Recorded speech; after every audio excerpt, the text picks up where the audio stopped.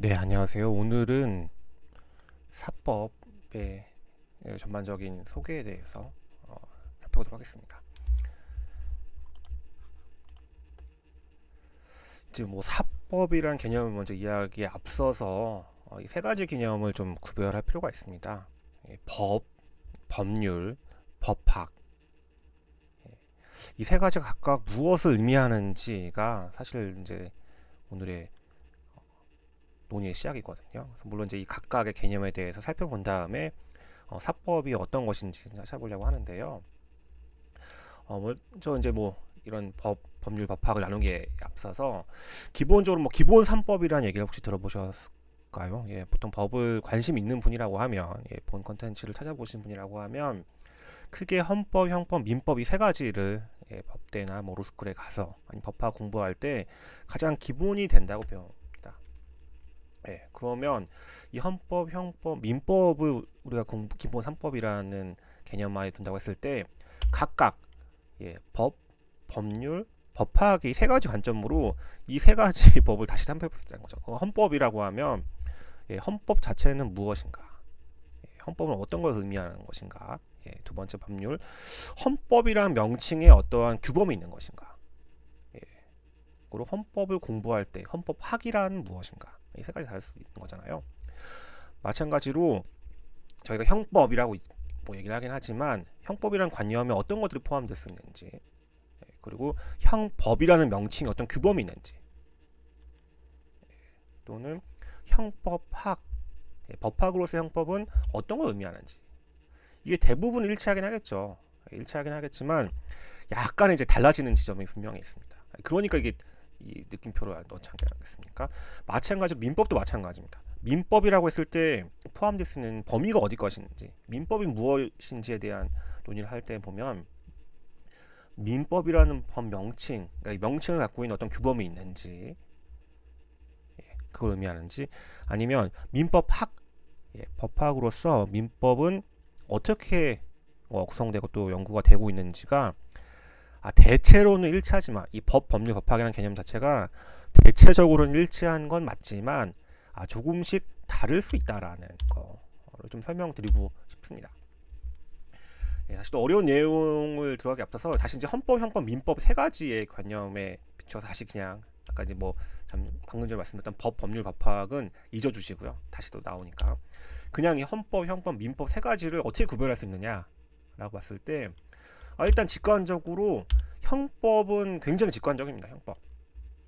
예, 너 고소, 너 고소, 예, 조사 받죠 검찰에서 저에서 받고 기소가 되고 난 다음에는 유죄가 인정된다. 사실 중간에 빠져 있긴 하지만 결국엔 형법은 어딘가 보내는 거잖아요. 형벌을 부과하고 싶은 거꾸로 가야 되는 거죠. 누가 잘못을 했기 때문에 금지된 것을 했기 때문에 처벌하고 싶다. 어딘가에 보내고 싶다라고 하면 검사님이 공소 제기를 하고 판사님이 유죄로 인정을 하셔야지만 되는 거죠. 그럼 검사님은 괜히 뭐 그냥 기소를 하느냐? 보통은 뭐 이제 피해자가 뭐 고소를 하면서 이제 이런 형사 절차가 시작된다. 그러니까 아무튼 형법에 대해서는 나중에 다시 다룰 수 있는 기회가 있긴 하겠지만 아무튼 분위기는 굉장히 어둡죠. 어둡고 드라마나 영화에서 단골 소재로 나오는 주제. 이게 얼마나 자극적이잖아요. 범죄, 금지된 거, 금지된 걸 선을 넘는 그런 욕망. 그리고 그거에 대해서 어떤 피해자 아니면 사회적 공의 수호를 위해서 그 잘못된 사람을 처벌하기 위해서 뭔가 증거를 밝혀내고 결국에는 정의 구현을 위해서 그 사람을 집어넣는 거, 처벌시키는 거. 보통 형법은 그래서 이제 공부를 시작할 때 이 헌법, 형법, 민법의 세 가지 법을 공부함에 있어서는 굉장히 감명하고 재미도 있고 논리적이고 그리고 이제 재미가 있어요. 재미가 확실히 헌법이나 민법에 비하면 되게 자극적인 마치 예전에 라면 과자, 라면 스프를 먹는 그런 맛이기 때문에 굉장히 재밌습니다. 그 다음으로 이제 민법을 제가 소개할 때는 항상 연인 사이의 법이다. 뭔가 이제 이렇게 적과 꿀이 떨어지잖아요.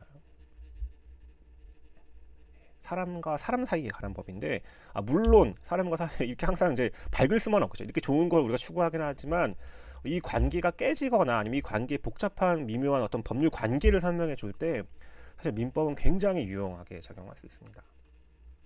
그래서 자극적인 맛은 자극적인 거는 이제 이런 형법에 비하면 덜하지만 그리고 저희가 이제 로맨스물을 또 많이 좋아하지 않습니까? 연인.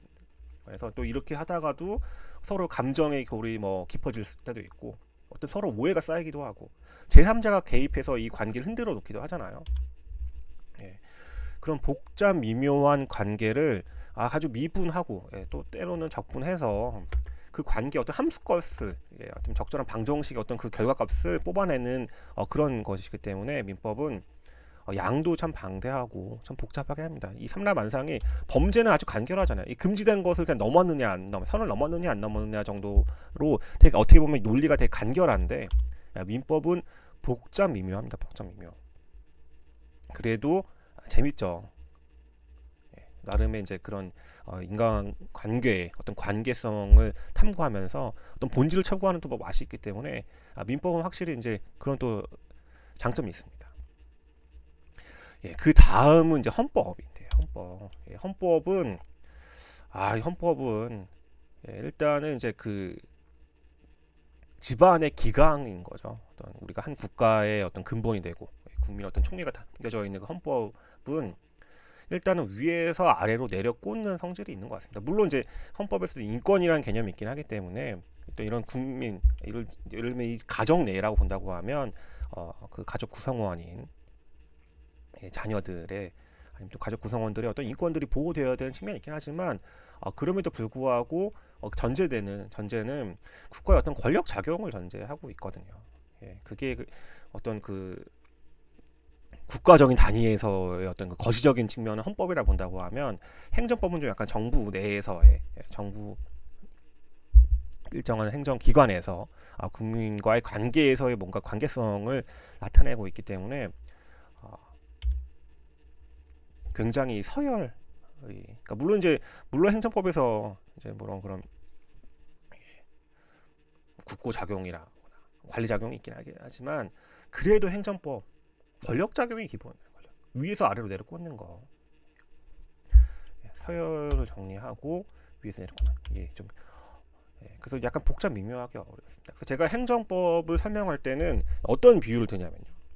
그 어떤 집안 내에서 덕선이라고 하면 덕선이 의대 보내기, 덕선이 이제 내가 대학 보내기 프로젝트가 있지 않겠습니까? 그러면 이 프로젝트 내에서는 이 부모님 입장에서는 뭐 형법처럼 무조건 금지해가지고 남자 만나지 마 이렇게 하는 것이 아니라 굉장한 관리 작용, 용돈을 줬다 빼기도 하잖아요.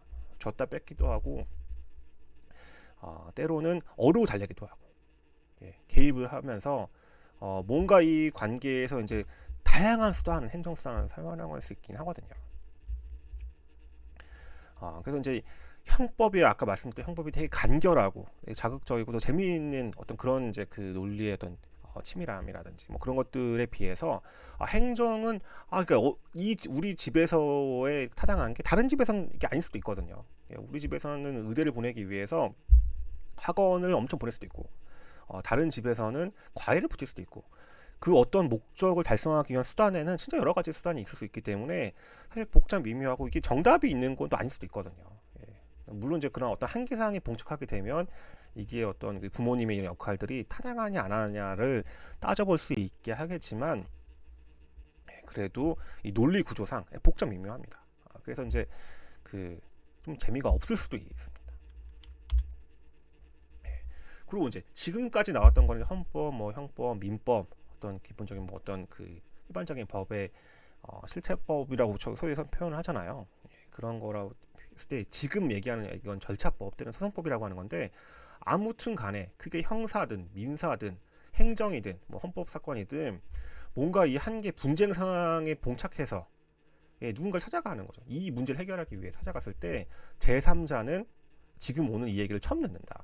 나야 당연히 억울한 걸 알고 있는데 내 입장에서 억울한 거지만 이 문제를 알고 오늘 처음 듣는 분은 생소할 수도 있는 거죠. 그래서 그 생소한 분이 이 문제를 해결하기 위해서 1년에 어떠한 그 절차를 거치는지 우리 이제 기본적으로 사법 절차인 거잖아요. 법원으로 찾아가는 이 사법 절차가 어떻게 형성되어 있는지를 하는 것도 약간 관념 다를 수가 있는 거죠. 그래서 일반적으로 법의 분류를 어떤 실체법이랑 소송법, 절차법 라고 부르기도 하는데요. 뭐 실체법, 소송법, 실체법, 절차법으로 나눈 다음에 주로 이제 그 제가 말씀드렸던 형법, 민법, 뭐 행정법 이런 것들은 아까 설명대로 가는 것이고, 소송법은 아무튼 간에 이제 이 얘기 오늘 처음 듣는 분 앞에서 설득해야 되는 거예요. 나무 설득해야 되는 거잖아요. 그럼 이제 이 분쟁의 다른 타방인 상대방 같은 경우도 또 아닌 나의 억울한 점을 밝혀야 되지 않겠습니까? 이게 만약에 형사소송이라고 한다고 하면 검사님이 얘기하는 거랑 또 피고인이 얘기하는 얘기가 다를 수가 있는 거잖아요. 그리고 만약 연인 관계라고 하면 뭐 헤어진 연인이다.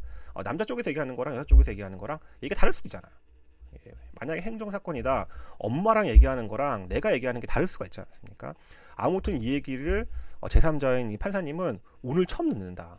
처음 듣기 때문에 아니 일단 그렇게 서로 각자 얘기하지 마시고 좀 정리해서 얘기해달라라고 하면서 뭔가 이 절차를 이끌어내면서 결국 누구 말이 맞냐 틀리냐 아니면 이제 어떤 것 어떻게 해석하고 어떻게 적용하는 것이 낫느냐를 해결하는 이 법.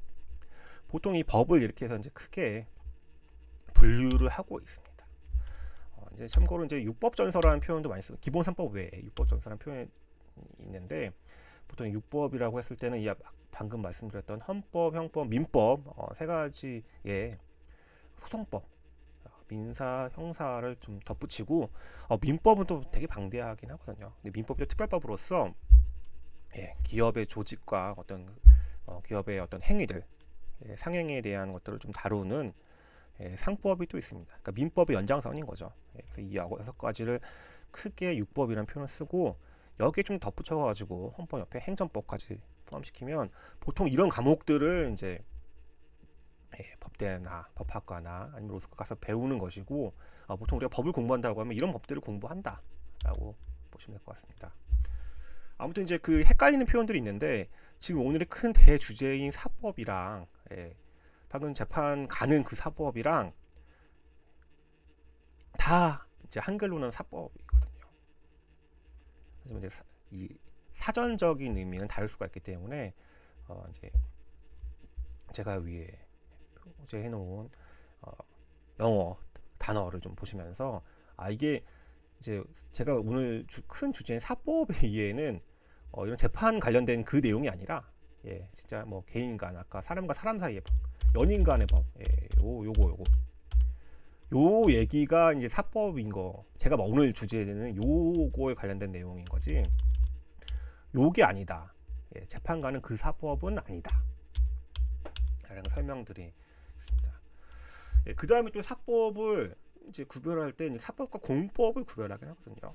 이제 공법이라고 하면 물론 이제 이 사법과 공법을 구별하는 데 있어서 그게 뭐 3가지로 주체가 누구냐, 이익이 되느냐, 아니면 이제 어떤 관계성을 따져서 구별하는 견해도 있긴 하지만 복잡 미묘하긴 하죠.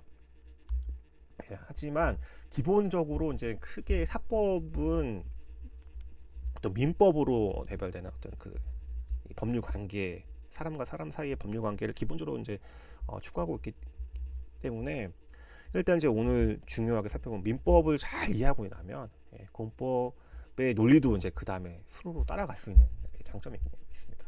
아무튼 이제 이렇게 보면 이제 어려우니까 우리 이제 이해니까 사법은 평등한 거 아까 연인과의 법이라고 생각하시고 공법은 위에서 아래로 내려가는 부모와 자식 간의 법, 집안의 어떤 질서 형성을 위해서 부모가 자식한테 부모와 자녀 간의 어떤 관계성 위아래로 내려가는 거라고 하면 사법은 양옆으로 약간 평등한 어떤 개인과 개인 간의 이제 축을 이해하시겠어요? 여기 마우스가 보이죠?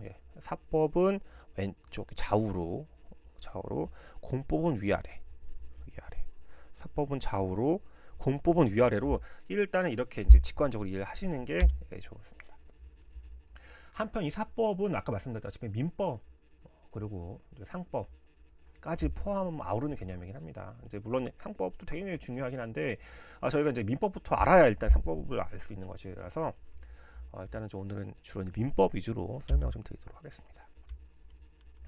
자, 이제 처음에 약간 설명드렸으니까 법과 법률, 법학 세 개가 다르다고 했는데 이제 법 설명하면서 사법 설명하면서 사실 법 내용을 아주 후룩 지나가긴 했습니다. 지금 이제 법률에 대한 설명을 드리려고 하는데요. 왜냐하면 이제 저희가 하다 보면 법이 뭐냐, 법률은 뭐냐, 법령은 뭐냐, 법규는 뭐냐, 규제는 뭐냐 규칙은 뭐냐, 법화가 뭐냐, 이게 용어가 다 비슷비슷하게 들리긴 하거든요. 그러니까 물론 법을 전공한 사람들이라고 하면 이게 무슨 뭘 의미하는지 정확히 알 수 있겠지만, 보통 법을 전공 안 하는 사람들은 이 표현이 다 흘려 쓰거든요. 그냥 그게 그거로니 하면서 대충 쓸 쓰는데, 엄밀히 얘기해서 개념은 다르긴 합니다. 법이 좀 더 넓은 개념이긴 할 거고요. 법률은 가장 명확하게, 아주 간결하게 이게 뭔지 가장 확실하게 알 수 있습니다. 법률은 뭐냐면, 제정된 법을 말합니다. 제정된. 어디서? 입법부에서, 그러니까 국민의 어떤 총의를 얻은 국민의 대의기관인 거잖아요. 저희가 선거를 통해서 선출된 국회의원이 국회에 가서 다수결의 권리로 어떤 우리 국민 모두에게 적용할 수 있는 어떤 법들을 만드는, 제정하지 않습니까? 그래서 제정법을 얘기합니다. 그 제정법이 입법부에서, 국민의 대의기관인 입법부에서 만든, 우리로 치면 국회에서 만든 성문의 법을 법률이라고 합니다. 그러니까 법이 좀 더 넓은 개념이라고 하면, 법률은 그중에서 특정이 가능한 거죠. 왜냐하면 그 네이밍이 붙어 있는 거니까. 주민등록번호가 적혀 있는 거랑 마찬가지인 거잖아요. 그래서 이제 법률은 좀 더 간결하게, 명확하게 이게 법률인지 아닌지를 알 수가 있습니다. 그러니까 즉, 물론 이제 이거는 이제 그 미국의 헌법의 아버지들이 모인 내용인데, 아무튼 이런 분들이 헌법도 만들게 했지만, 결국 이런 분들이 입법기관이 돼서 국회에서, 우리나라 국회죠. 국회에서 다수결로서 우리 이러이러한 것들을 만드십시오 하고 하는 그 규범이 있거든요. 그 규범이, 의안이 올라와서 법률의 형태로 공포가 되는 거거든요. 그래서 법률은 아주 간결하게 저희가 이해할 수 있습니다. 참고로 이게 저희 제자들과 함께 견학을 갔던 사진인데요. 그러니까 이제 법률은 뭐냐면, 국민의 대의기관인 입법부에서 만든 성문의 법규범이다. 그 법규범을 말하는 합니다. 그래서 이제 이 가장 핵심적인 징표는 성문법이고, 그러니까 이제 불문법, 판례법 이런 게 아니라, 뭔가 문서로 나와 있는데 의회에서, 국회에서 만든 법을 얘기합니다. 그렇다고 하면 돌아와서 형식적 의미의 민법, 실질적 의미의 민법이 달라질 수 있는 거죠. 그래서 보통 형식적 의미의 민법이라고 하면 제정된 법, 그러니까 민법이라는 그 명칭을 갖고 있는 그 법률을 얘기할 때 형식적 의미의 민법이라는 표현을 쓰고요.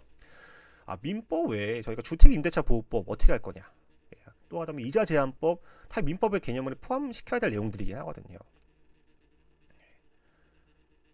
부동산 등기법, 그러니까 민법이란 법명칭은 아니고, 다른 법들도 어쨌든 민법을 연구하다 보면, 민법에 대해 어떤 그 대상이 되다 보면 당연히 포함돼. 사람과 사회 관계에 관련된 어떤 권리라든지 어떤 채권, 채무, 어떤 권리 관계, 법률 관계, 이런 것들을 설명하기 위해서 그걸 규율하는 법들이 있을 거 아닙니까? 그 법이 법률의 형식일 수도 있고, 아니면 이제 이자 제한법 시행령처럼 내려가는 것도 있게 하겠지만, 아무튼 좀 더 넓은 개념인 거죠.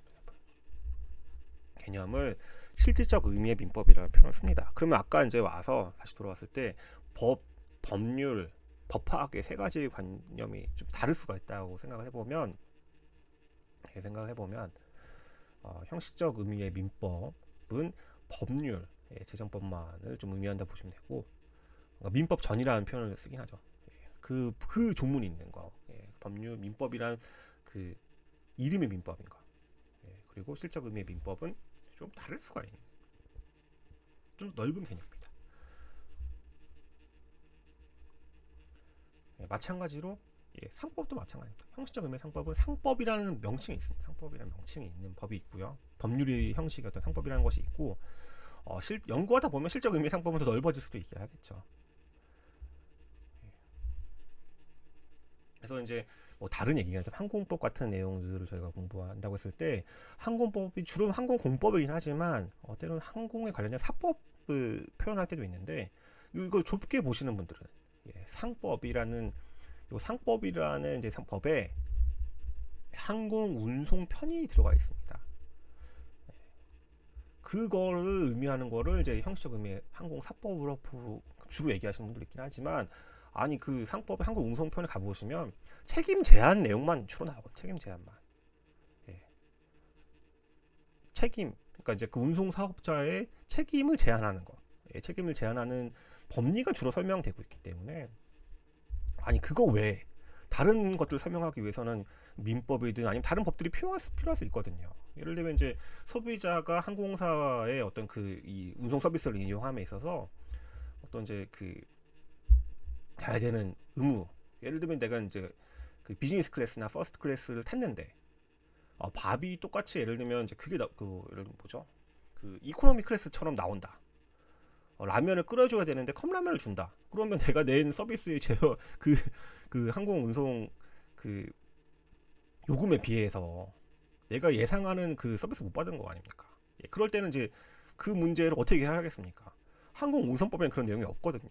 없기 때문에 그런 문제를 해결하기 위해서는 실제 항공사법으로서 민법의 내용들, 특히 민법의 계약에 관련된 거, 채무의 범위를 어디 이거를 이제 부수적 의무로 봐야 될 것인지, 그런 부수적 의무를 채무를 다 이행하지 못했을 때는 어떻게 할 수 있는지, 전부 배상을 청구할 수 있는 건지, 계약을 해지할 수 있는 건지, 아니면 뭐 손해배상을 청구할 수 있는 건지, 이런 문제들은 이 항공운송법에 있는 상법에 있는 이유 내용만으로는 한계가 일단 있거든요.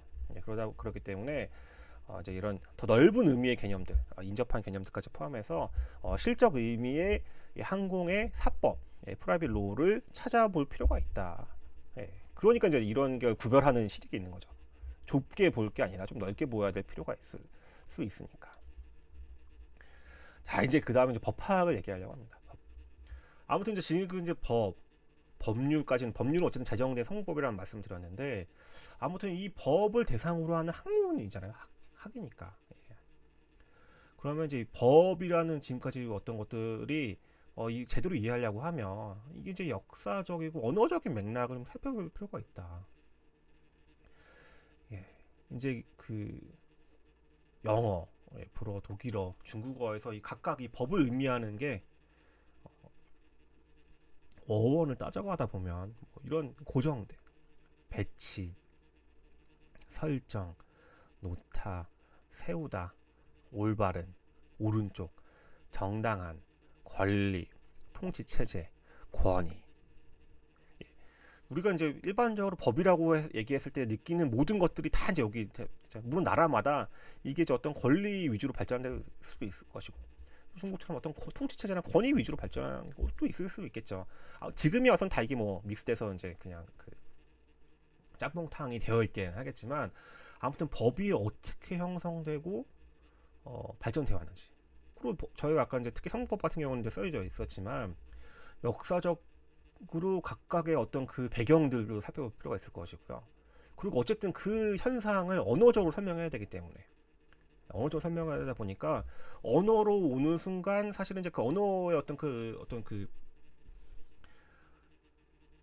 뭐 외투를 입는 거잖아요. 그래서 이제 이게 그 본질과 보통 그 옷이 일치가 되어야 되는데 가끔 이제 이게 아닐 수도 있거든요. 그럴 때 이제 이거 어떻게 해석을 해서 좀 더 본질적으로 그 법의 어떤 의미나 어떤 그 책을 찾아가야 되는지에 대한 것들이 있을 수 있기 때문에, 법을 보통 전공 안 하거나 잘 이제 피상적으로 느끼시는 분들은 이거 법 그냥 뭐 조문 있는데 이걸 해석하면 되는 거 아니냐 라고 하겠지만 쉽지 않은 거죠. 그렇게 될 것 같았으면 이제 법학이 이렇게 어렵게 존재하지 않았겠죠. 그래서 법을 이해함에 있어서는 이런 역사적인 맥락이나 언어적 맥락을 좀 고려할 필요가 있는 것이고요.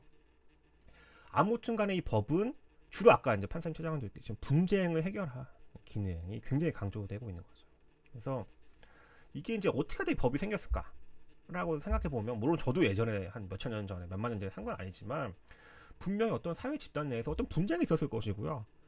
분쟁이 있었을 때 족장님한테 찾아가가지고 이거 어떻게 해결해야 되냐, 그 보장님이 뭔가 이 분쟁 해결하기 위해서 어떤 이 것들을 했을 거 아닙니까? 그 했던 것들이 누적되다 보니까 이거는 이제 금지시켜야겠다라는 거, 남을 살해하지 말아라, 뭐 간통하지 말아라, 남의 물건 뺏지 말아라.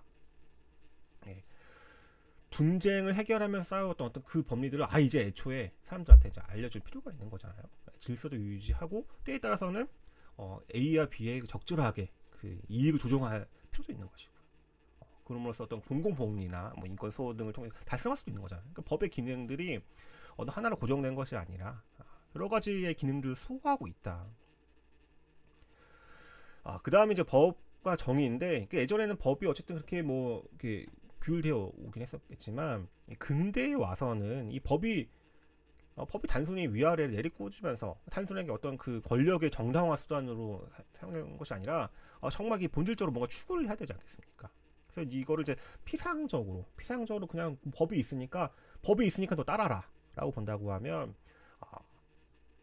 그런 진정한 제가 법의 지배라고 볼 수 없겠죠. 그래서 이제 룰 오브 로우가 진짜 우리가 추구해야 될 것들인데 하다 보면 법이 있으니까 또 지켜라.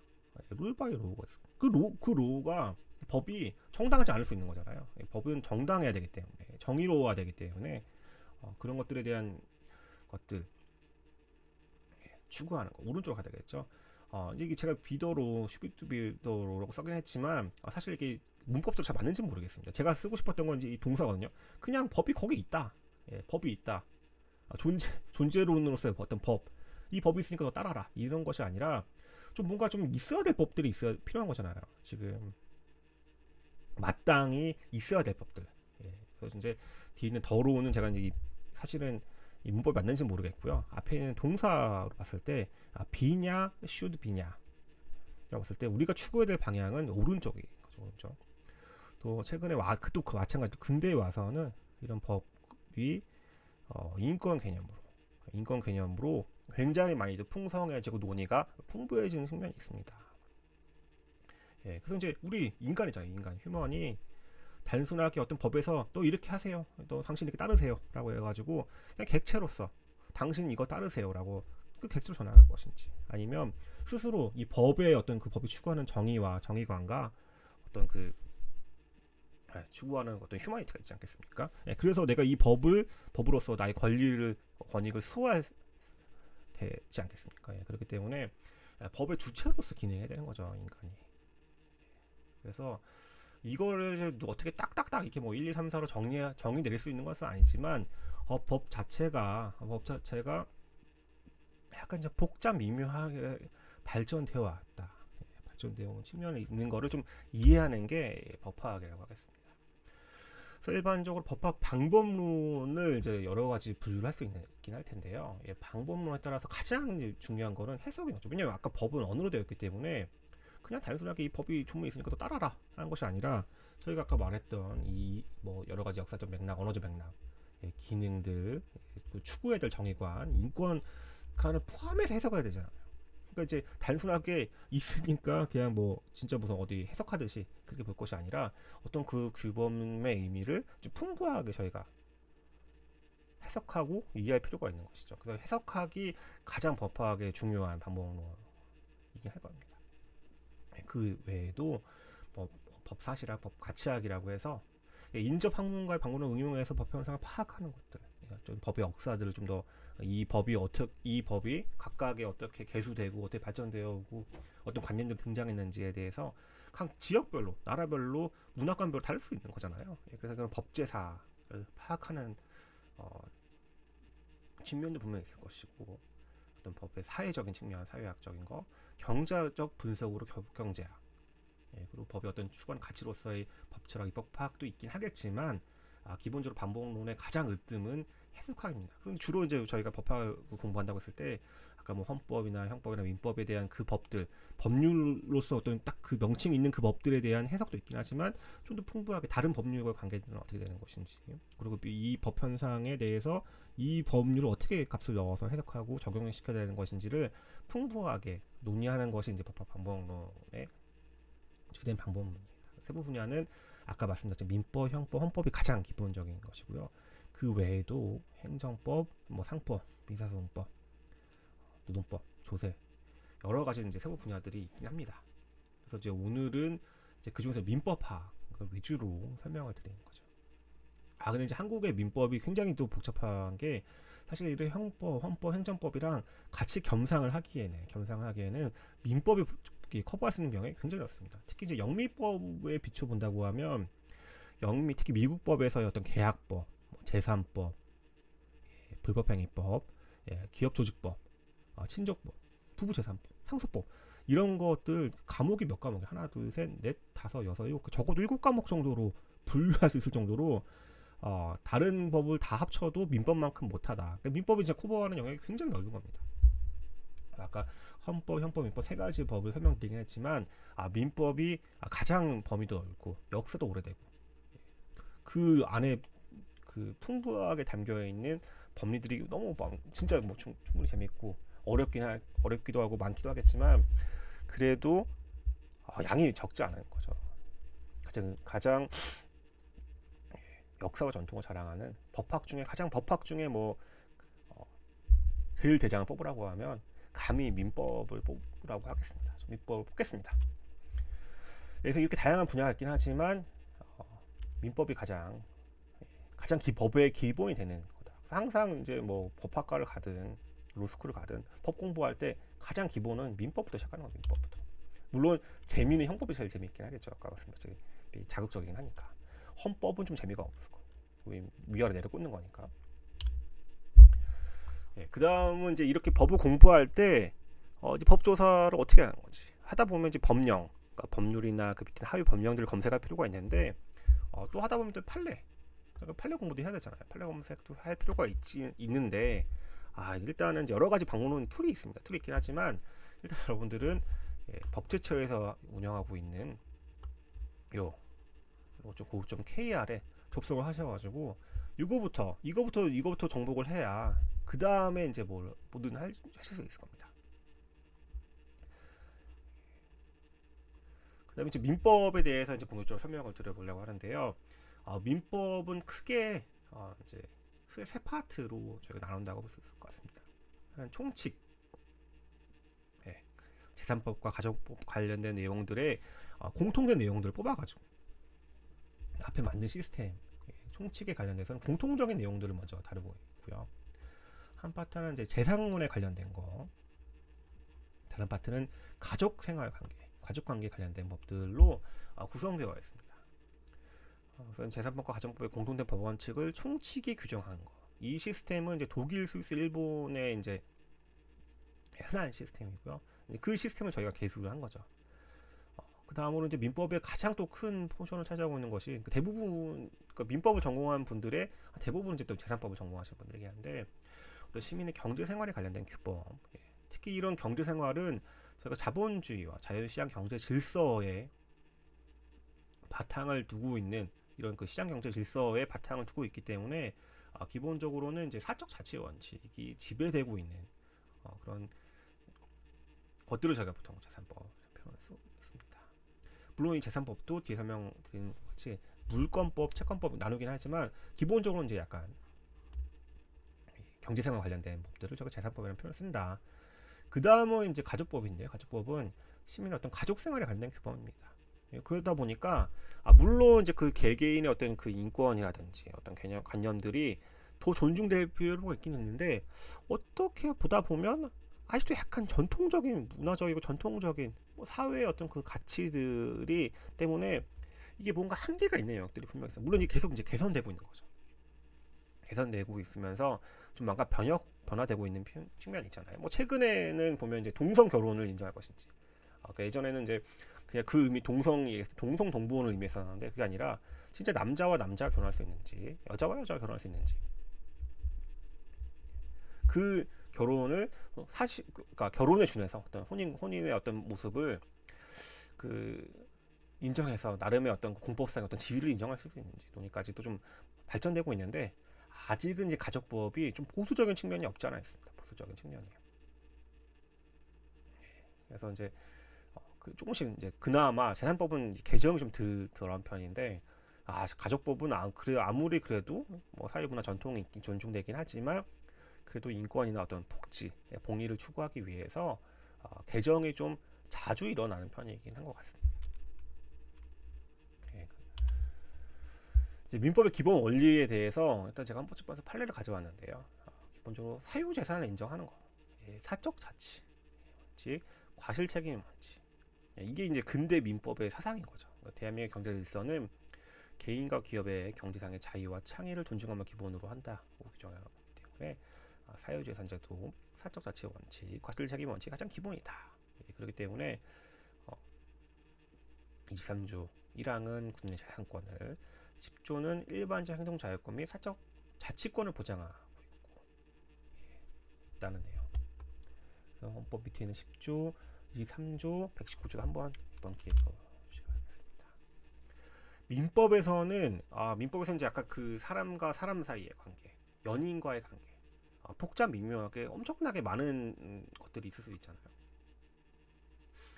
그래서 그 관계성을 파악하기 위해서 이런 법률 요건과 법률 효과라는 개념들을 좀 가져오고 있습니다. 물론 이게 굉장히 어려운 개념이긴 하겠지만 그래도 굉장히 논리적인 개념입니다. 일반적으로 이제 권리 변동, 권리 발생, 권리 변경, 권리 소멸이라고 봤을 때 어쨌든 이 법률 효과를 가져오기 위해서 어떤 게 필요하느냐. 그래서 권리 변동의 원인으로서는 법률 그 자체에서 뭔가 규정하고 있긴 하지만 보통 법률 행위, 어떤 스스로 어떤 사적 자치 원칙에 따라서 인간이 내가 어떤 걸 의욕하고 추구하고 있기 때문에 할 수 있는 거잖아요. 그래서 이제 이 법률 행위가 이제 좀 더 방점을 두고서 예를 들면 이제 이 법률 효과, 어떤 법률 효과는 우리가 이제 어떤 그 효과인 건데, 효과의 전제들로서 이 법률 요건의 개념에 이 법률 행위가 굉장하게 크게 이제 중요하게 강조되고 있다. 이걸 탐구하는 것이 이제 민법 총칙편에서 굉장히 중요한 개념이긴 합니다. 이제 물론 제가 이제 정리해놨지만 되게 어려운 개념이긴 한데요. 이제 이거를 이제 이렇게 일단 넘어가셔가지고 이거 이제 계약을 제가 뒤에 설명 안 해놨나요? 그거 아마 제가 따로 강의를 준비하다 보니까 없어진 것 같은데, 이제 이 법률 요건과 법률 효과라고 봤을 때 가장 이제 이거 예를 든다고 하면 어떤 제가 그 연애를 하는 것도 일종의 계약이라고 봤을 때 나 혼자 너 좋아한다라고 고백하는 건 단독 행위잖아요. 내가 너를 혼자 좋아해봤자 그래 우리가 연인이 되는 게 아니지 않습니까? 그러니까 이 의사의 합치가 있어야 되거든요. 나도 너가 좋고 너가 나도 좋고, 그래서 우리가 진지하게 우리 관계를 지속해보자라고 해서 의사의 합치가 있어야 연인으로서의 어떤 관계가 생기지 않습니까? 그렇다고 하면 연인 관계 내에서는 서로에게 충실 의무가 생기는 거잖아요. 누가 시키는 건 아니지만 나름의 이제 뭐 관습법이라고 해야 되나요? 이 법률 효과로서 연인으로서 서로에게 준수해야 될 의무가 있긴 하지 않습니까? 물론 이제 그 세부적인 내용, 뭐 하루에 몇 번을 전화하고 하루에 어떻게 할 것인지에 대해서는 각자 뭐 정하게 나름을 하겠지만, 적어도 어떤 그 부정행위를 한다든지, 예를 들면 이제 연인 관계에서 다른 사람과 뭐 어떤 부정행위나 뭐 간음이라든지 간통한다고 하면 우리 연인 관계 신뢰를 해치는 행동인 거잖아요. 그러니까 하면 안 되는 행동인 거는 그거는 이제 보편 타당하게 누구나 당연히 그 연인 관계에서 요구되는 사회의 의무이지 않겠습니까? 그래서 그런 것들 나중에 내가 어떻게 주장하기 위해서는 우리가 일단 연인이어야지 가능한 거잖아요. 연인이 아닌데 그 사람이 상대방이 다른 사람 만나던 내가 거기서 어떤 일정한 주장을 쓰는 취지는 아니잖아요. 그렇기 때문에 우리가 연인 관계다라는 거를 대전제로 법률 효과로서 연인과의 지위라든지 연인과의 어떤 채권 채무 관계를 따지기 위해서는 일단 우리가 연인이어야 되기 때문에 서로 의사의 합치로서 서로 사귀자고 하는 법률 행위가 필요하다. 그게 법률 행위다. 법률 행위에서 그래서 가장 중요한 거는 의사표시다. 물론 이제 의사표시 외에 다른 것들이 요구되는 특별 성립 요건도 있고 뭐 효력 발생 요건도 있긴 하지만 일반적으로 그런 어떤 법률 의사표시를 존재하는데, 의사표시가 술 취해서 내가 이제 제정신이 아닐 때 얘기하는 건 의미가 없지 않겠습니까? 내 의사를 표시할 당시에 정말 진지하게 생각하고 얘기를 해야 진짜잖아요. 술이 엄청 취한 상태에서 나도 모르게 예를 했지만 다음날 깨어보니까 다른 생각할 수 있지 않겠습니까? 그때는 내가 의사능력이 없다고 할 수도 있는 것이고, 그게 아니라 만약에 이제 이런 일반적 효력 발생 요건의 문제가 아니라고 한다고 하면 사실은 이제 연인 관계는 계속적 계약이기 때문에 언제든지 일방이 해지할 수 있잖아요. 해지는 그러니까 사귈 때는 의사가 합쳐야 되는 거지만 이 어떤 법률 효과라서 연인과의 관계를 추구할 때는 항상 의사가 합치가 되지만 이 관계를 깬다. 어떤 해제라든지 해지의 효과, 법률 효과를 가져오기 위해서 우리 더 이상 이 관계가 아니다라는 것들은 상식적으로 어느 일방 물론 합의의 해제도 있긴 하겠지만 서로 이제 우리 정리해서 이제 우리 관계를 정리하자라는 얘기도 할 수 있긴 하겠지만 상식적으로 그냥 언제든 누구나 그냥 해지할 수 있는 거잖아요. 연락 두절하거나 단절되면 그냥 사실은 이제 그런 행동으로 끝나지 않겠습니까? 물론 방귀 낀 놈이 성낸다고 잘못한 사람이 있다고 하면 해지한다고 하면 그 과연 해지가 될 것인지 해지 사유가 있는 것인지 뭐 손해배상은 어떻게 될 것인지 서로 간에 이제 어떤 그런 부당이득 반환이라든지 아니면 청산 관계는 어떻게 되는지는 문제는 차치하더라도 어떤 계약을 종료시키는 어떤 법률 효과를 발생시키기 위해서는 보통 일반적으로는 단독행위로서 혼자만 이 법률 행위긴 하지만 단독행위로서 내가 표시만 하면 되는 거죠. 표시만. 그래서 이 법률 행위 요건을 제가 이제 책에 있는 내용들을 정리하다 보니까 제가 정리해도 좀 약간 어려운 내용이긴 하지만 그냥 일단 간결하게 이 법률 요건과 법률 효과가 어떤 일정한 그 민법에서 정하고 있는 어떤 법률 효과 아니면 우리가 이제 우리가 당사자가 요구하는 어떤 그 법률 효과를 하기 위해서는 기본적으로 굉장히 당사자의 의사 표시가 존중되고 있는 법률 행위로서 그런 것들을 요구하고 있는 것이다. 이게 이제 민법에 그런 법률이 엄청 많지 않겠습니까? 그래서 각각의 법률 요건과 법률 효과가 어떤 것인지를 탐구하는 게 민법을 공부하는 가장 기본이 되는 내용이다. 설명드립니다. 재산법의 체계는 물권법과 채권법 두 가지로 나눠진다고 볼 수 있겠는데요.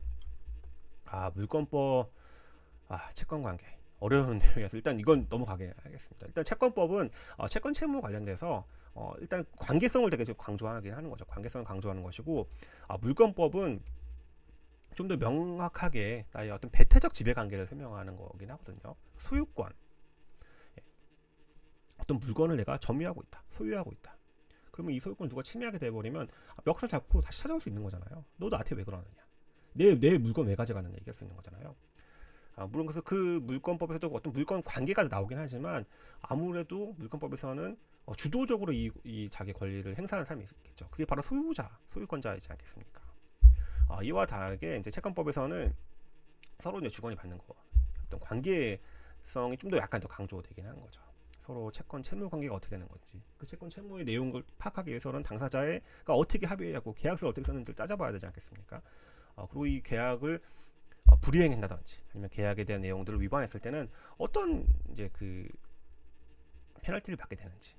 물론 이렇게 하다 보면 채권 관계랑 물권 관계가 교묘하다는 표현이 그렇죠. 묘하게 겹치는 경우들이 굉장히 많이 나옵니다. 그래서 이제 이게 미분을 해가지고 물권법, 채권법 관계를 나눠서 공부하긴 하지만 하다 보면 이게 뒤죽박죽 섞여 있는 경우들이 많다. 어렵게 복잡한 거죠. 그 사안이 굉장히 복잡함에도 불구하고 민법을 잘 공부해 놓으면 일단 미분해서 그래 여기서 물권 관계가 이렇구나, 여기서 채권 관계가 이렇구나 해서 일단은 나누어서 볼 수가 있는 거죠. 물론 이렇게 미분을 하고 난 다음에 다시 적분을 해야 되기 때문에 섞어서 종합적인 어떤 그 문제 해결을 위한 어떤 그 관계를 이해하고 어떤 권리를 주장할 수 있는 것들을 파악할 수 있지 않겠습니까? 그래서 재산법이 굉장히 재밌죠. 재밌고 법리도 많다. 이런 물권법의 특성, 이제 먼저 살펴보면 각종 재화에 대한 사람의 지배관계, 이용관계를 규별하는 건데 일단은 이제 기본적으로 지배관계를 먼저 설명하시면 될 것 같습니다. 그리고 다른 어떠한 법보다 인류 문명의 혁사와 함께했습니다. 내가 태초에 일어나서 아직 우리가 사회가 형성되기 전에 내가 따온 그 어떤 그 과일이라든지 아니면 사냥감이 있는데 누가 가져갔다. 다음날 일어나 보니까 누가 가져갔다고 하는데 보니까 옆 동굴에 있는 누가 있더라. 가서 멱살 잡았을 거잖아요. 그래서 내가 들고 있는 걸 너가 왜 가져갔느냐. 그래서 이런 그 지배, 이용관계, 내가 어떤 그 재화를 만들어내는 거 이런 것들은 되게 이제 그 민법의 가장 기본적인 속성과도 연결되어 있긴 합니다. 그리고 또 역사적인 측면도 좀 같이 참고해야 될 필요가 있는 것이죠. 근데 그러다 보니까 이게 이제 공법적으로 이제 약간 이때 공법이 나오긴 하는데 공법적 계획이 좀 빈번하게 이루어지는 것 같긴 합니다. 채권법에 비해서는 공법적 계획이 좀 많이 일어날 수 있는데요. 특히 이제 헌법 23조를 보면 모든 국민 재산권은 보장된다고 하면 특히 이런 재산관계는 완전 보장될 것 같은데 보면 그 내용과 한계는 법률로 정할 수도 있다고 하죠. 그 재산권 행사도 공공법률에 적합하도록 제한될 수 있다라는 것도. 그리고 공공 필요에 심지어 내 있는 재산권도 뺏어갈 수 있다. 수용 사용 제한으로 뺏어가고 대신 돈은 줄게 하면서 뺏어갈 수도 있다. 이제 그러니까 채상권이면 사유재산이면 당연히 보장해줘도 될 것 같긴 한데 이렇게 대응과 한계를 형성할 수 있는 거죠. 근데 이게 이제 그 참 자본주의에서는 이게 안 될 것 같은데 그래서 이제 보통 이제 어떤 표현들이 많이 나오긴 하냐면 아니 이게 그 자본주의고 자본주의 사회에서 왜 국가가 내 걸 뺏어가느냐 이거 공산주의 아니냐라고 하긴 했지만 사실상 자본주의 하에서도 이런 것들은 어느 정도 이제 그 나름의 재산권의 뭐 내용과 한계라든지 행사에 있어서는 제한이 있을 수 있다. 중요한 거는 이제 그 제한을 너무 심하게 해서 어떻게 보면 그 제도를 잠탈할 정도까지 재산권이 없는 거나 마찬가지일 정도로 하는 거는 이제 완전 선 넘은 거니까 그런 것들을 좀 그런 것들을 막아야 되긴 하겠지만 아무래도 이런 것들이 시도가 많이 이루어지고 있어요. 공법적인 시도가 많이 이루어지고 있기 때문에 그럴 때마다 이제 항상 이제 그 어떤 그 자본주의라든지 이런 것들 강조하는 분들이라고 하면 야 이거 좀 심한 거 아니요라고 얘기할 것이고 공공복리를 좀 강조하는 분들은 야 이거 원래 제한이 가능하다고 할 것이고 그렇다고 하면 또 이제 그거에 반대하시는 분은 야 너 그 공산주의 아니냐 너 빨간색 아니냐 이런 식으로 이게 서로 이제 그 이념적인 공방이 이루어지기도 하잖아요. 그래서 참 이제부터 관심을 갖고 보시면 이런 특히 재산권 그걸 다루는 이런 물권법 관련된 분야에서는 단순하게 이제 민법적으로만 바라본다고 하면 물권 관계를 표현하면 되는데 거기에 좀 그 관계를 전제해서 공법적으로 뭔가를 개입하면서 뭔가 이 재산권 행사를 제한하는 경우들이 왕왕이 있다. 왕왕이 있다라는 거.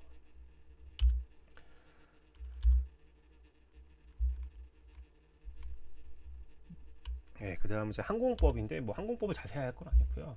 항공법도 마찬가지로 항공공법과 사법을 나눠주고 있는데 주로 항공법을 공부할 때는 주로 공법, 퍼블릭 로우로서 이제 공부하긴 하지만 아까 말씀드렸다시피 항공사법도 굉장히 나름 중요한 거죠.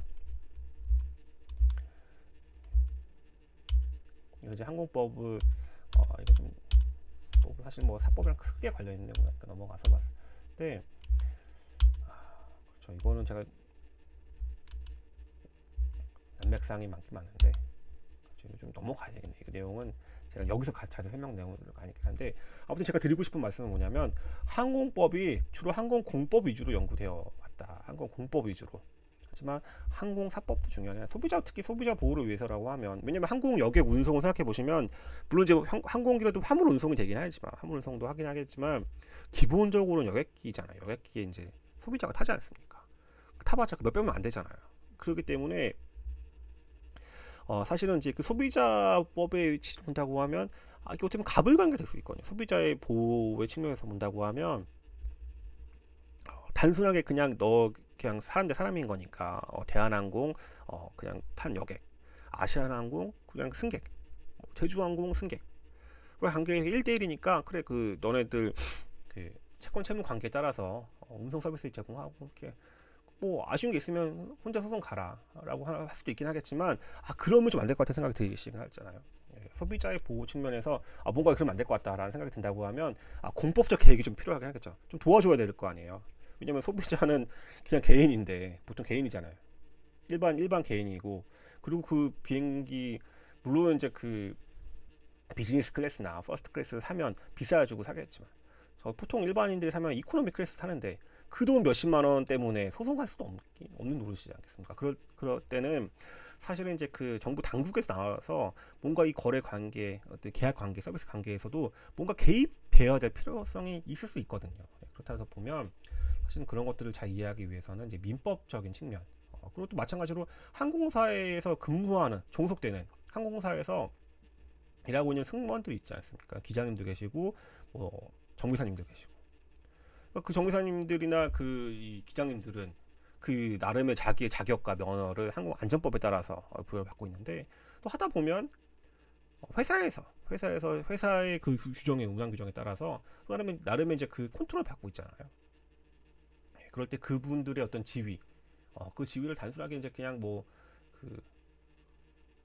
바라보기에는 단순하게 1대1과 개인과의 문제를 바라보기에는 분명히 노동법적으로 뭔가 이 노동자를 보호하기 위한 법리들이 좀 필요할 수도 있는 거거든요. 마찬가지로 또 상법. 최근에 대한항공, 아시아나항공 합병 이슈가 있지 않습니까? 합병 저도 그 관련돼서 일전에 논문을 쓴 적도 있긴 하겠지만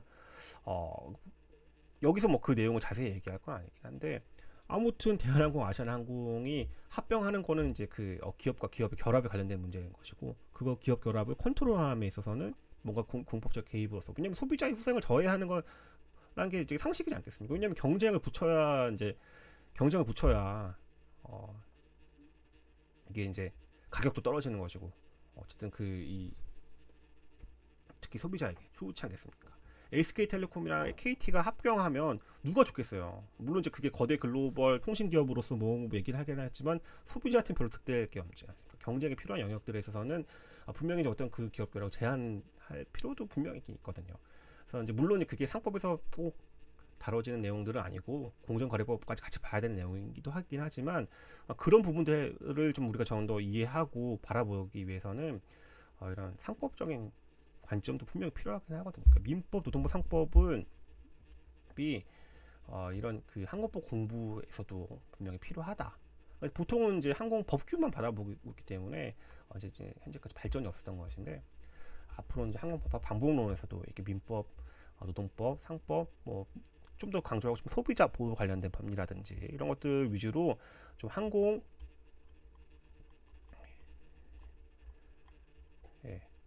있어요? 요 항공사법, 오른쪽에 있는 항공사법도 강조될 필요가 있다라는 점을 아주 간결하게 하면서 또 넘어가도록 하겠습니다.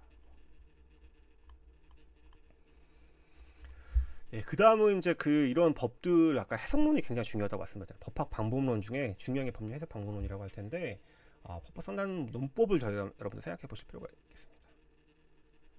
3단 논법. 모든 사람은 죽는다.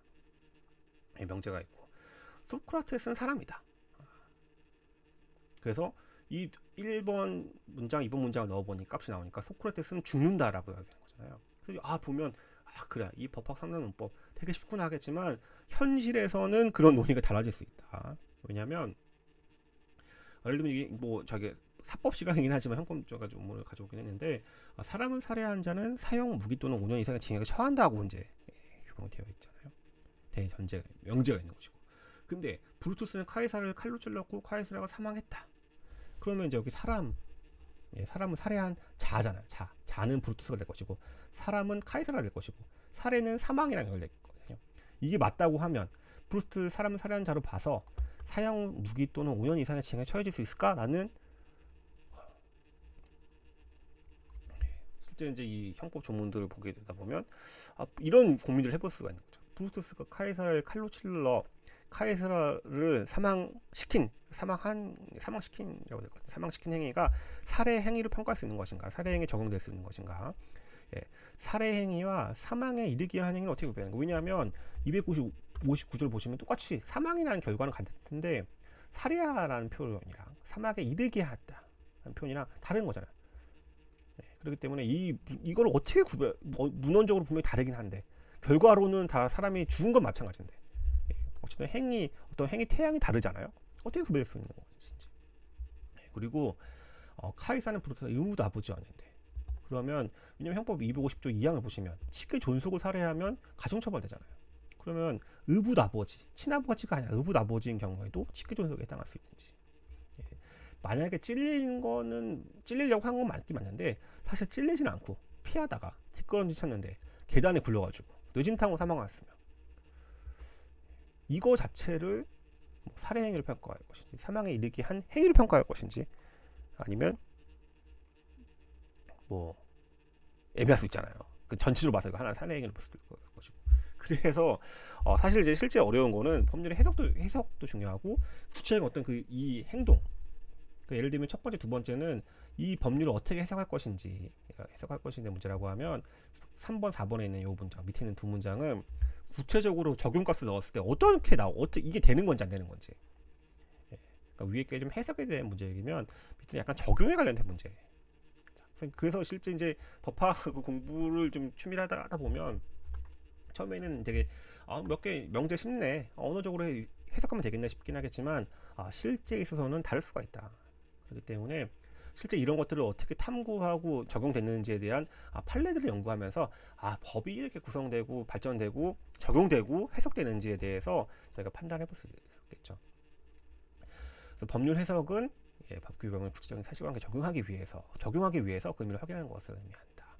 그 목표는 법적 안정성을 침해하지 않는 범위에서 구체적 타당성을 추구하는 데 있다. 법조문에서 사용된 언어, 법률 언어는 그 자체의 언어적 속성이 있기 때문에 해석이 가능하다. 그래서 기본적으로는 물리적 해석, 논리적 체계적 해석, 역사적 주관적 해석, 목적론적 개념적 해석 방법을 두루두루 사용하는 거죠. 그러면 이제 이게 순서대로 이게 맞냐?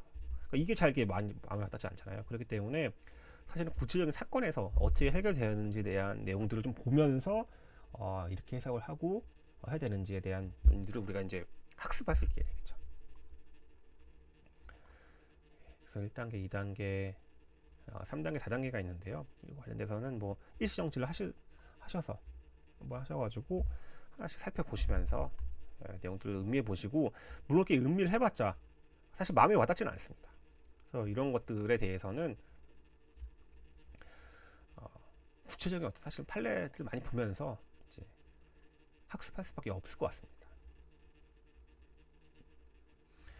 규범 충돌의 문제도 많이 발생되고 있는데요.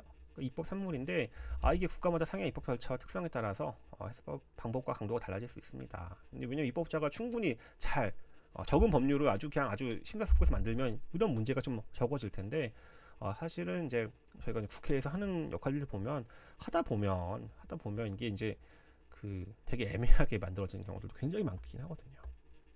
그래서 일반 조항을 남용해서 추상적이고 모호한 법률 용어를 남발하고 있는 경우도 있고, 입법 기술의 미숙으로 입법 목적과 세부 조문 간의 일관성, 관계 법령과 통일성, 법칙을 비롯한 제재 방법의 완전성 등의 측면에서 많은 문제가 발견되고 있습니다.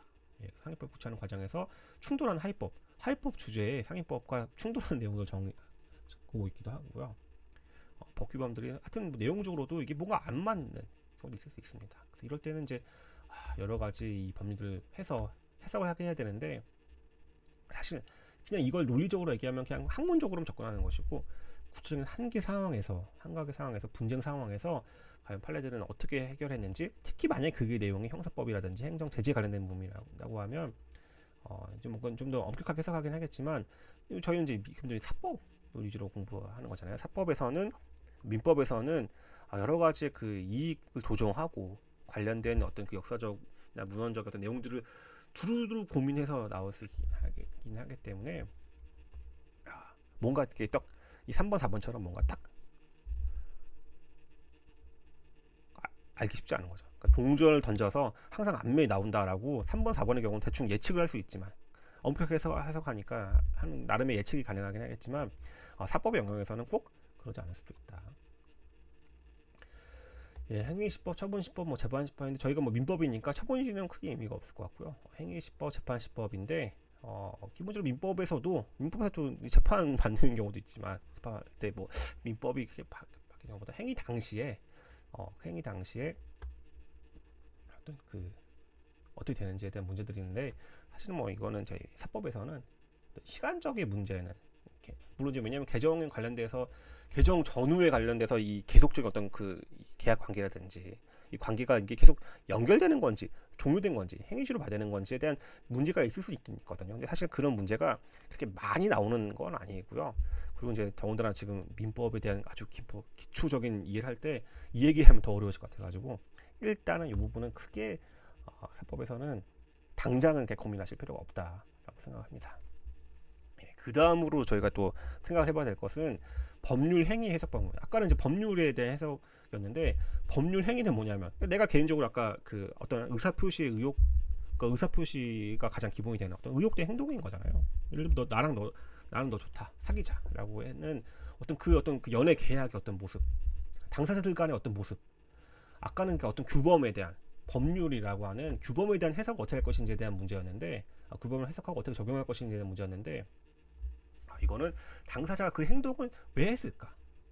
그러니까 예를 들면 이제 좀 명확하면 상관이 없잖아요. 명확하면 예를 들면 이제 너 좋다, 나랑 사귀자, 나도 너 좋다, 서로 사귀자. 그냥 명백하게 얘기해서, 그러면 우리가 오늘부터 사귀는 걸로 하고 앞으로 하루 연락 몇 번 하고 주말은 어떻게 할 것이며 다 정하면 상관이 없는데, 그게 아닐 때가 있잖아요. 아닐 때가 있기 때문에 그런 행동을 사후적으로 뭔가 분쟁 상황이 있을 때 그때 그 상황에서 손을 잡고 거닐었던 행동을 어떻게 평가해야 될 것인지, 사귀자고 말은 안 했지만 그 정도로 봤을 때는 이거는 그냥 사귀는 거다라고 볼 수 있을 것인지에 대해서 당사자들이 이제 그 법률 행위로서의 어떤 그 모습을 갖추고 있는지 여부를 살펴볼 필요가 있긴 하거든요. 그래서 기본적으로 법률형 해석 방법의 가장 으뜸은 자연적 해석이죠. 그래서 어떤 언어나 의미에 구속되지 않고 서로 표의자의 진정한 의사대로 해석하는 방법입니다. 그래서 이게 진정 의사인 거니까 만약에 상대방 없이 단독 행위할 수 있는 거면 이거 유언한 사람 마음이죠. 유언한 사람 마음이기 때문에 유언한 사람 마음대로 가는 것이고, 만약에 표식이 다르게 하죠. 상방 모두가 동일하게 어떤 금의를 이해하고 있다. 예를 들면 둘이 손을 잡고 거닐었지만 우리가 모두 이걸 사귀는 상황이라고 서로 인지하고 있고 이해했다고 하면, 말로는 뭐 그냥 우리 친구지라고 얘기했다고 하더라도 서로가 다 사귀는 거 이해하고 있으면 문제가 없잖아요. 문제가 없을 텐데, 문제는 이제 이게 아닐 때가 있는 거죠. 서로가 나는 이런 의미로 얘기했지만 상대방은 다르게 받아들일 때가 있거든요. 예, 그런 때는 이제 규범적 해석 방법이 나올 수밖에 없는 거죠. 그래서 법률행위 해석은 당사자가 그 표시에 부여된 객관적 의미를 명확하게 확정하는 것으로서 사용된 문헌에만 구애받는 것은 아니지만 내심의 해석가 어떤지 관계없이 그 문헌의 내용에 좀 집중해서 할 필요가 없는 거죠. 그냥 서로 어쨌든 이게 뭐가 안 맞을 때 이런 해석이 좀 중요하게 강조되는 거잖아요. 그러니까 분쟁이 와서 판례가 나온 거지 않겠습니까? 그래서 여러 가지 문헌의 형식과 내용, 법률 행위가 이루어진 동기 및 경위, 법률 행위에 의해 달성하는 목적과 진정한 의사, 거래 관행 등을 종합적으로 고려하고 그 종합적으로 고려한 값에 상위 정의와 형평의 이념에 따라 맞도록 논리와 경험의 법칙, 그리고 사회 일반의 상식과 거래 통념에 따라서 합리적으로 해석해야 된다. 물론 이제 말은 다 좋은데 언제 그렇게 해석했느냐, 언제 그렇게 해석할 수 있느냐에 대해서는 이제 의문이 있을 수 있잖아요. 그래서 이거는 이제 사실은 뒤에 살펴보면 민사 증거법이라 그냥 판사님 납득시켜야 되는 거잖아요. 나는 이렇게 해석했다. 손 잡을 때 나는 사귀는 거 얘기했다. 나는 그냥 손만 잡은 거다. 그 말을 봤을 때 앞뒤 전후에 주고받은 문자, 그 전에는 무슨 문자를 주고받았는지, 그 후에는 문자를 했는지, 통화 녹음 파일 보니까 무슨 얘기를 하고 있는지, 그리고 그 직후에 어떤 행동을 보였는지 보면 누구 말이 맞는지가 좀 나오지 않겠습니까? 사실은 이런 내용들에 대해서 규범적 해석을 하기 위해서는 당사자가 적극적으로 서로 각자에게 유리한 증거들을 내서 판사님을 설득시키는 그 노력이 굉장히 중요한 것이죠. 그래서 이게 뭐 민법 배울 때는 여기서 끝이긴 하겠지만 소송법과도 굉장히 연결되는 분야다. 이런 법률행위 해석이 응용되는 경우도 있을 수 있는데, 예를 들면 이제 계약 자체가 불성립됐다고 볼 수도 있는 것이죠. 원래는 그 계약의 내용이 뭔지 따져봐야 되는 건데 이거는 보니까 중요한 본질적인 내용에 의사합치가 없으니까 아예 안 됐다. 또는 계약 당사자 확정. 왜냐면 이제 그 하다 보면 제가 이제 그 예전에 형 따라서 그 어디 모임에 갔는데 형 친구인 거냐 나갔던 적도 있긴 하거든요. 그랬을 때 내가 이제 거기 만났던 분이 나를 정말 저로 이해하고 있는 건지, 아니면 제가 형 친구로 이해하고 있는지, 그래서 이 행위자로 이해할 것인지 명의자로 이해할 것인지, 그러니까 행위자는 저일 것이고 명의자는 우리 형 친구의 그 뭐 A 군이라고 할 것인지. 그래서는 역시 당사자 1차지 않는 경우에는 계약의 성질, 내용, 목적, 체결, 경위 등을 여러 가지 전후 사정을 살펴봐야 된다. 그러니까 이게 상대방이 이게 달라질 수 있는 거잖아요. 분쟁이 생길 수 있기 때문에 난 나대로 이거는 이 행위자로 봐야 됩니다. 그럼 다른 사람들은 이건 명의자로 봐야 됩니다. 두 사람 간에 문제가 없이 의사 협치가 있으면 이게 재판도 안 가겠죠. 근데 보통 달라지니까 이런 규범적 해석이 필요한 거잖아요. 그럴 때는 최대한 납득을 시켜야 되기 때문에 나한테 유리한 증거를 서로 각자 내가지고 증거의 바다를 만든 다음에 판사님은 하여금 누구 말이 맞고 이거 합리적으로 해석하면 그래도 이건 어떻게 봐야 되는지에 대해서 나온까지 오게 하는 거, 이게 굉장히 중요한 그 법률행위 해석의 방법으로서 연결되는 개념입니다. 그래서 아무래도 그러다 보면 물론 계약서로 나와서 계약서에 나와서 보고 이렇게 나왔으면 그냥 사실 계약서의 그 내용대로 가는 게 사실은 원칙이긴 할 텐데, 이런 계약서에 확실하게 적혀져 있지 않고 뭔가 이게 확실한 게 없다고 했을 때는 사실 이런 간접 증거를 서로 이제 각자 제출하고 활용함으로써 뭔가 이 실체 관계를 파악하는데 큰 도움이 되도록 가야 되긴 하겠죠. 그래서 처분 문서, 보고 문서 관련된 내용들도 있긴 하지만 이건 아마 추후에 제가 소송법 관련돼서 내용들을 정리해 드릴 예정이기 때문에 이것도 간단하게 넘어가긴 하겠습니다. 그래서 뭐 주요 소송이 주고 받느냐 할 때 이런 증거를 서로 각자 유리한 증거 내면서 증거의 바탕을 만든다는 거. 거의 이제 마지막 막바지로 나왔는데요. 일단은 이제 이 내용들을 지금까지 배운 내용들을 좀 정리해서 사실 사법적인 내용들을 좀 케이스를 정했으면 좋긴 하겠을 텐데 꼭 이제 사법이 아니라고 하더라도 지금까지 배운 개념들 기준으로 저희가 따져볼 필요가 있다.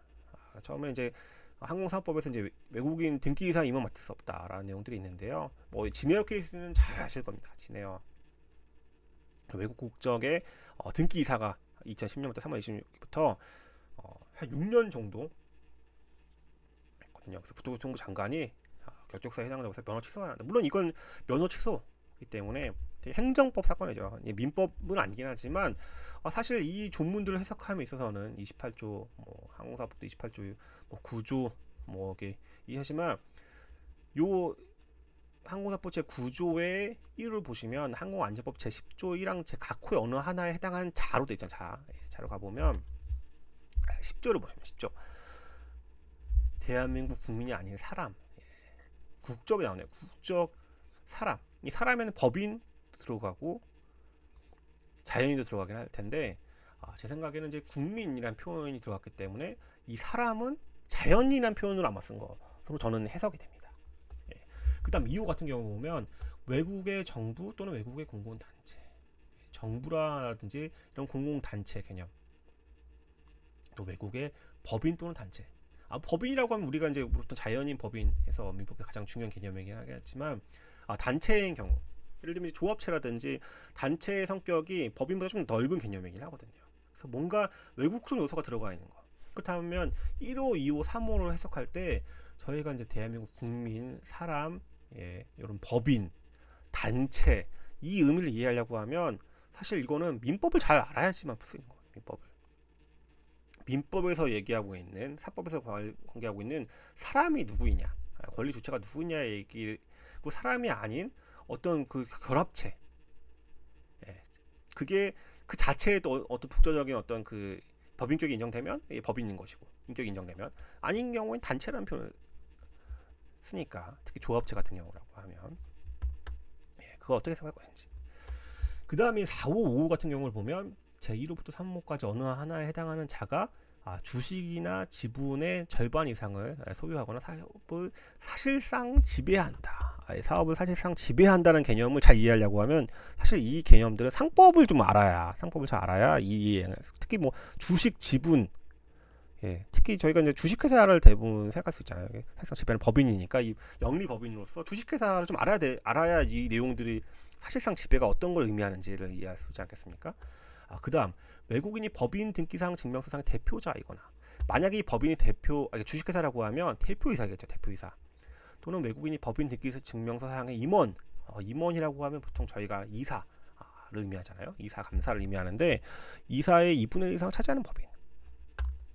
제가 하고 싶은 얘기는 진에어 케이스에서 이렇게 면허를 취소한다는 정도의 이 의미를 잘 해석하려고 하면 이거는 행정법을 잘 해야지. 특히 취소해야 한다. 이 각각 조문을 따라가는 해석론은 기본적으로 이제 그 행정법, 특히 이 법이 사실 개정이 이루어진 적이 있었기 때문에 시점에 관련된 문제까지 해서 주로 이제 행정법적인 측면에서 강조되긴 하고 있긴 하지만 그 구체적인 사유로서 이 항공안전법 제10조 1항 각호에 해당하는 사유를 잘 이해하려고 하면 각호의 내용들은 사실 민법과 사법으로서 어느 정도 법리가 갖추어지고 있으면 이 각호의 해석이 어떤 걸 의미하는지가 잘 이해할 수 있는 거거든요.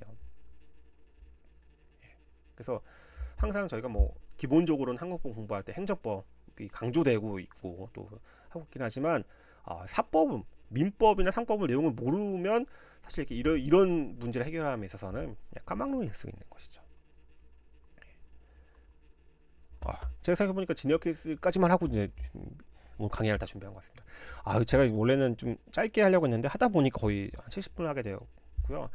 아무튼 이제 그 민법 이렇게 해서도 물론 사법을 다 이해한다고 볼 수 없긴 하겠 70분을 어떻게 정리하겠습니까? 아무튼 그래서 제가 강조하고 싶은 거는 되게 중요하다. 결론은 뭔지 모르겠지만 어렵지만 그래도 굉장히 중요한 것들을 사법 특히 민법 시간에 배우게 된다라는 것들을 강조드리면서 일단 오늘 강의는 여기서 마치도록 하겠습니다. 네, 감사합니다.